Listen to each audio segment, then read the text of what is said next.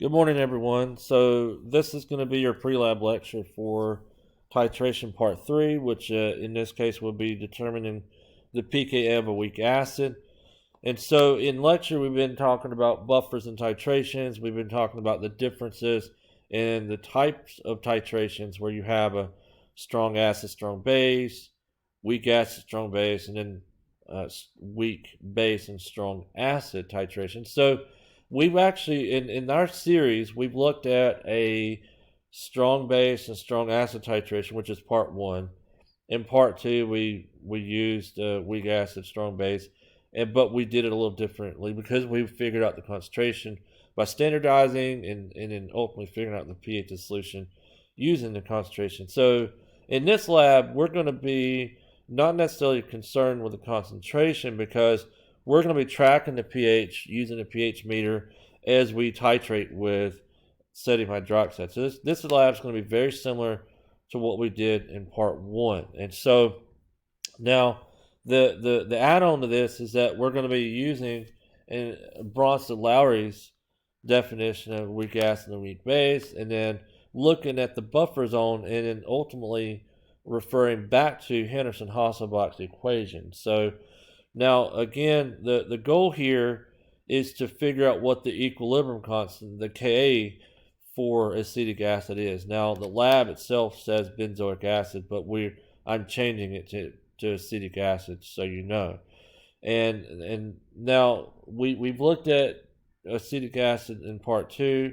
Now we're going to study it just a little bit more in depth. And so what you're going to notice here is that as we go through the titration, we're going to be working with a buffer zone. And so now in buffer zone is actually tying back into Henderson-Hasselbalch's equation. As we know, a buffer is a solution that resists changes in pH. That's the definition of a buffer, and when you adding in a strong acid or a strong base. Now, in our case, again, we're going to be using sodium hydroxide, and we'll be titrating from the beginning which there will be 0 milliliters of NaOH all the way up until where the pH starts to settle out around in the 12 range. And so now a goal of ours is to determine the equilibrium constant for acetic acid. So what you can see here is in this graph here. So as we start to get into the buffer zone, Henderson-Hasselbalch equation is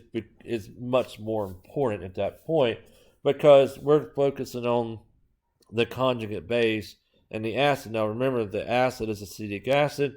That means the conjugate would be acetate. Now, so from the graph, what we'll observe is this nice plateau region in the middle here, and so that's what we are going to be most focused on and where we want to collect the data for the actual experiment itself. So with that being the case, so as we know that, so you have your initial pH here, and once you add in the first drop of your NaOH, you get into the buffer zone. Okay, so this whole region in here represents your buffer zone. Now there's a few different important points about this.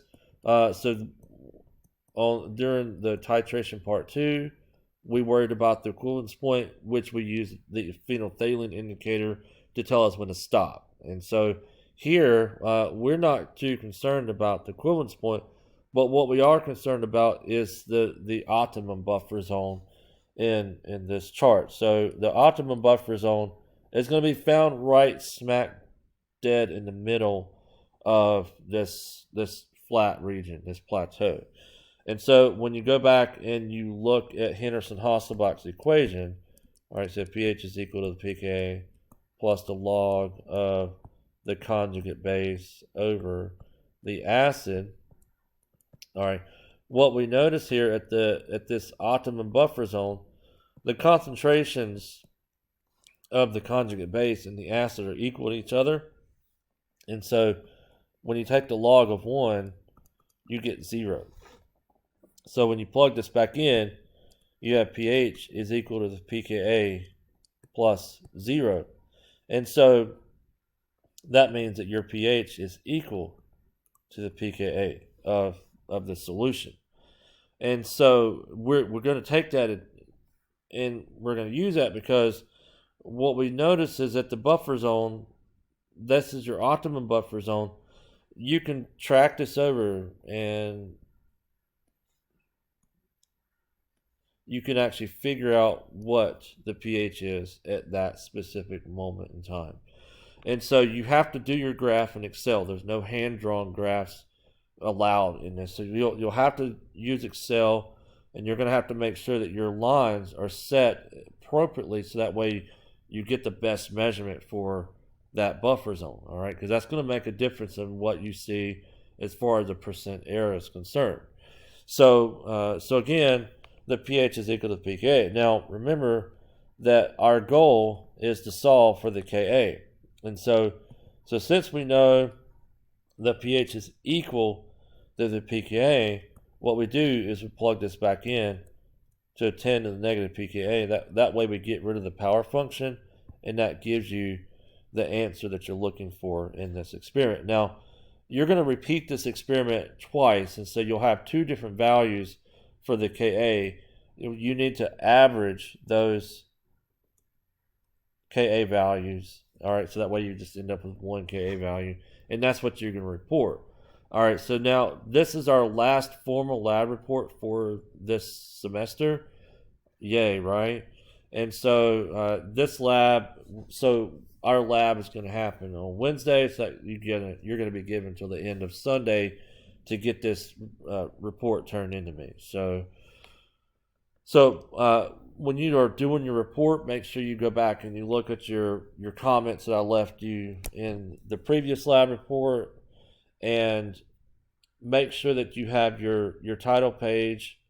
Make sure you have your lab partner's name. Of course, your name better be on there. Make sure all your sections are labeled. And most importantly, do not leave out the actual result, which is your pKa and your Ka value. Make sure you tell me what your Ka is. And then in a part of the discussion, I want you to make sure you calculate the percent error. So you'll need to go back and look at how we've done this before. So go back and look at the equation for percent error and figure out how far off you are from the actual value for acetic acid's Ka. Again, you should have looked that up in the previous lab, so you should already have that. We've done it many times in the lecture too, so you do have that value for the Ka. So just make sure that you are paying attention to the details in the lab report. I don't want a lot of extra fluff. As far as the procedure is concerned, you can reference it, but make a point that we did switch from benzoic acid to acetic acid. And then, of course, do not forget your post-lab questions to be put in the appendix. Do not put your post-lab questions as a part of your discussion. That's not what the discussion is, okay? So I'll see you guys in lab, and we'll talk more on, and have a good day.